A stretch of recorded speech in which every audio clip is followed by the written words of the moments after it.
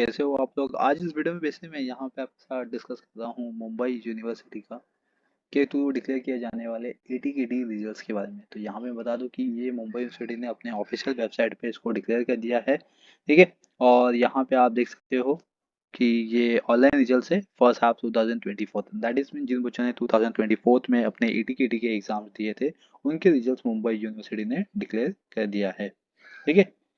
तो यहाँ पे आप देख सकते हो ये जो कोर्सेज के बारे में यहाँ पे हम डिस्कस कर रहे हैं वो बेसिकली है आपका 2C00345 यानी कि T5 B Com banking and insurance. और सेमेस्टर 5 का ये रिजल्ट है जो कि आज के दिन मुंबई यूनिवर्सिटी ने इसको डिक्लेयर किया हुआ है। और साथ ही बता दूं कि यहाँ पे 7 ग्रेड जो आपकी पॉइंट है, ठीक है, उसके रिजल्ट मुंबई यूनिवर्सिटी ने डिक्लेयर कर दिया हुआ है। ये सबका लिंक आपको मिल जाएगा, लिंक डिस्क्रिप्शन बॉक्स में है, ठीक है।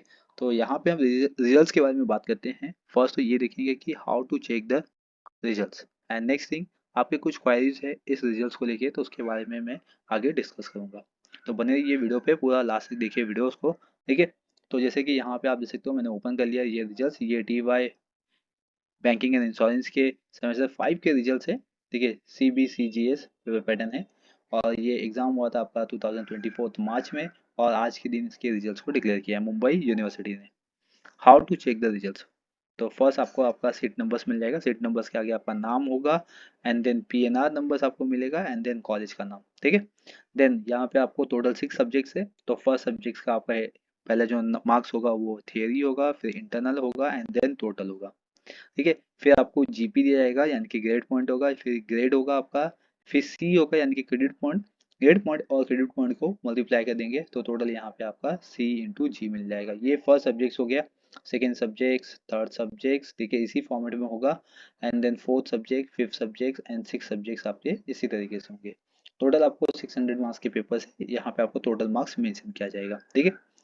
और यहाँ पे ये साइन देख रहे हो, ये साइन आपका पॉइंट, मतलब यहाँ पे आपको पॉइंट दिया जाएगा, ये साइन के लिए यहाँ पे दिया गया है। और इस पॉइंट को G से मल्टीप्लाई कर देंगे, राइट। एंड देन फिर आपको आपका मिल जाएगा HGPI, ठीक है। HGPI का फुल फॉर्म होता है सेमेस्टर ग्रेड परफॉर्मेंस इंडेक्स, यानी कि आपने सेमेस्टर में किस तरीके से परफॉर्मेंस किया हुआ है, ठीक है, उसके इधर आपको ग्रेड पॉइंट दे दिया जाएगा या इंडेक्स दे दिया जाएगा आपका। ओके, यहाँ पे अभी सब्जेक्ट देख लेते हैं। जो फर्स्ट सब्जेक्ट है वो इंटरनेशनल बैंकिंग फाइनेंस होगा, सेकेंड सब्जेक्ट आपका रिसर्च एंड मैथोलॉजी है, थर्ड आपका फाइनेंशियल रिपोर्ट एंड एनालिसिस है, एंड फोर्थ सब्जेक्ट आपका ऑडिटिंग है, सेकंड आपका इंटरनेशनल फाइनेंशियल सर्विस हो गया, last one business ethics and corporate governance हो गया, ठीक है। चलिए आते हैं अब इस पे रिजल्ट्स के बारे में बात कर लेते हैं। जैसे कि आप देख सकते हो यहाँ पे आपका सीट नंबर होगा, फिर आपका नाम होगा, PNR होगा, यहाँ पे ये PNR हो गया, और आपका सब्जेक्ट सॉरी कॉलेज और कॉलेज कोड हो गया यहाँ पे। ओके, अभी यहाँ पे देख सकते हो ये आपका फर्स्ट सब्जेक्ट इतना सा पार्ट कवर करेगा, ये ठीक है। ये फर्स्ट सब्जेक्ट हो गया, फिर सेकेंड सब्जेक्ट, फिर थर्ड सब्जेक्ट, यहाँ पे फोर्थ सब्जेक्ट, फिर fifth subject and six subjects यहाँ तक, ठीक है। ये आपके सब्जेक्ट्स हो गए। आपका थियरी में पहला जो है वो थियरी का मार्क्स है, सेकेंड आपका इंटरनल का मार्क्स है, ठीक है। थियरी में 30 चाहिए तो 46 है, तो दैट इज में पास है। फिर इंटरनल में 10 चाहिए तो 11 तो पास है, तो दैट इज में टोटल यहाँ पे 57 हो गया, ठीक है। ये आपको ग्रेड पॉइंट हो गया यहाँ पे। फिर यहाँ पे आपको 4 दिख रहा है, ये फोर हो गया आपका क्रेडिट पॉइंट, ठीक है। और इसमें फिर मल्टीप्लाई करेंगे तो 24 आ गया यहाँ पे, 28 आ गया सॉरी। तो ये G यानी कि 7 और इंटू 4 किया तो 28 मार्क्स आपको यहाँ पे मिल गया, मतलब ये हो गया आपका G/C हो गया, ठीक है। और बीच में आपको यहाँ पे ग्रेड दिया गया है, बेसिकली ग्रेड के इधर आपका ADB लिखा हुआ है, B+ भी लिखा हुआ है, ठीक है। और यहाँ पे डॉलर का साइन दिया है। तो ये सबका मीनिंग क्या होता है इसके बारे में हम आगे डिस्कस करेंगे, ठीक है। तो सेम इसी तरीके से आपको हर एक सब्जेक्ट्स में दिया जाएगा, क्लियर। और आपको लास्ट में लिखा होगा कि आप पास हो या फेल हो, यहाँ पे देख सकते हो। तो यहाँ पे F लिखा है, इसमें अनसक्सेसफुल है क्योंकि यहाँ पे मार्क्स दे सकते हो, ठीक है, मार्क्स भी दिया गया है। अनसक्सेसफुल है यहाँ पे, अनसक्सेसफुल है यहाँ पे, अनसक्सेसफुल। तो बहुत सारे बच्चों को कैसा होता है ना कि ये अनसक्सेसफुल देख के लोग घबरा जाते हैं।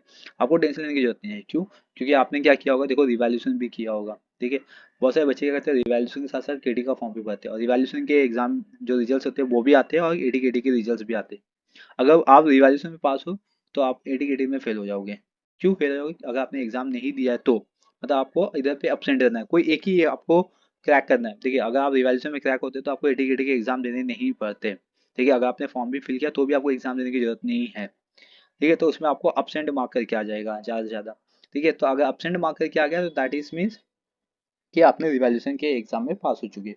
लेकिन बच्चे क्या कहते हैं, रिवैल्यूएशन के रिजल्ट भी लेते हैं और एटी के एग्जाम भी देते हैं, चेक करते हैं कि वो एटी में पास हो पाएंगे या नहीं हो पाएंगे। तो आप जिसमें पास हो वो रिजल्ट्स को यूज करो। अभी बहुत सारे बच्चे ऐसे होते हैं कि जरूरी नहीं है कि वो सब बच्चे ऐसे ही करते हैं। बहुत सारे बच्चे ऐसे होते हैं जो रिवैल्यूएशन के लिए जाते ही नहीं है, सिर्फ एटी के देते हैं। शायद इसमें से ऐसे बच्चे होंगे जो एटी के लिए सिर्फ फॉर्म फिल किए होंगे, उन्होंने रिवैल्यूएशन में फॉर्म फिल नहीं किए होंगे। तो अगर आपका एफ आता है तो दैट इसमें आप यहाँ पे फेल हो गए, यानी कि अनसक्सेसफुल हो गए। ठीक है, तो अभी आपको करना क्या है, बेसिकली ये बच्चों का क्वारीज होता है। देखिए करना क्या है अभी, अगर देखिए अगर आप केटी के अंदर भी फेल हो जाते हो तो आपको अभी नेक्स्ट केटी के फॉर्म का वेट करना होगा कि केटी का फॉर्म कब ओपन होगा। ठीक है, अगर आपको लगता है कि आपने पेपर्स लिखा हुआ है, समझ रहे हो, अगर आपको लगता है कि आपने एटी केटी का जो पेपर दिया हुआ है इस बार आपने पेपर लिख के आया हुआ अच्छे से लिख के आया है, तो आप एटी केटी का फॉर्म नहीं फिल कीजिए, तो आप क्या कीजिए, सेकंड ऑप्शन जाइए रिवैल्यूएशन का। ठीक है, अभी एटी का फॉर्म कभी आएगा आपका, जो अभी फ्रेश एग्जाम्स होगा सेम फिफ्थ का। ठीक है, यानी कि अक्टूबर नवंबर में होता है। ठीक है, तो उस समय आपका फॉर्म आएगा एटी का सेम फाइव का। तो दैट इज मीन्स आपको उतना वेट करना पड़ेगा। अगर आपको लगता है कि यार नहीं आपने पेपर लिखा है, आप रिवैल्यूएशन में पास हो जाओगे, तो आप रिवैल्यूएशन में जाइए। ठीक है, और रिवैल्यूएशन का अपडेट कब तक आएगा, ये 3-4 दिन में अपडेट हो जाएगा, यानी कि 3-4 दिन टोटल। आप यहाँ पे 7 डेज पकड़ के चलिए, आपका रिवैल्यूएशन का फॉर्म कब तक आएगा ये पता चल जाएगा। ठीक है, और जैसे ही फॉर्म आता है ना, मैं आपको अपडेट कर दूंगा। आपको सिंपल से क्या करना है, चैनल को सब्सक्राइब करके रखना है, बेल आइकन प्रेस करके रखना, ताकि आपको अपडेट मिलता रहे कंटिन्यूअसली।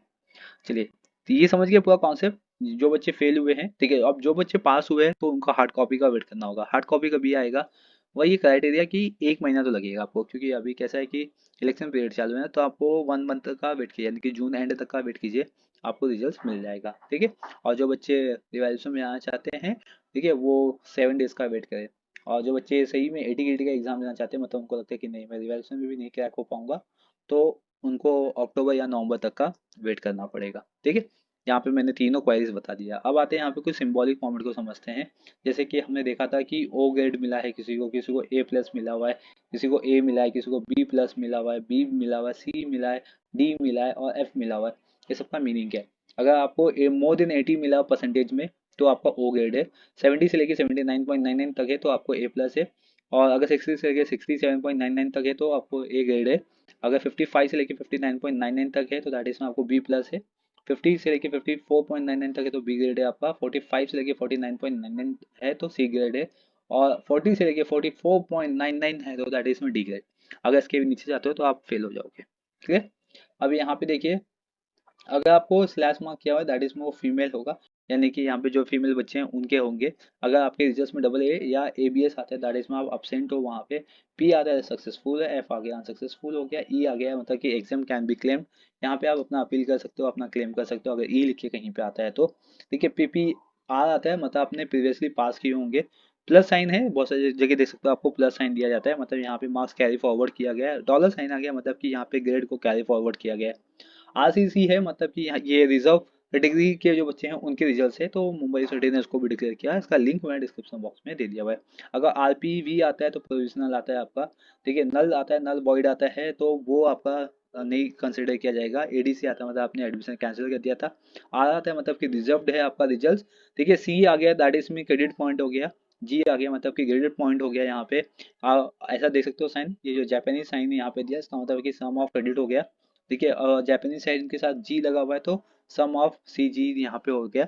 और एस जी पी आई जो मैंने आपको स्टार्टिंग में बता दिया था, एस जी पी आई आपका आता है सेमेस्टर ग्रेड परफॉर्मेंस इंडेक्स के बेसिस पे। ठीक है, और उसको कैसे कैलकुलेट करते हैं, कैलकुलेट करने के लिए आपको जापानीज साइन के साथ जी मल्टीप्लीकेशन फॉर्मेट में आएगा और डिवाइड बाई जापानीज साइन, तो आपको C sorry H G P I मिल जाएगा। क्लियर, इस तरीके से।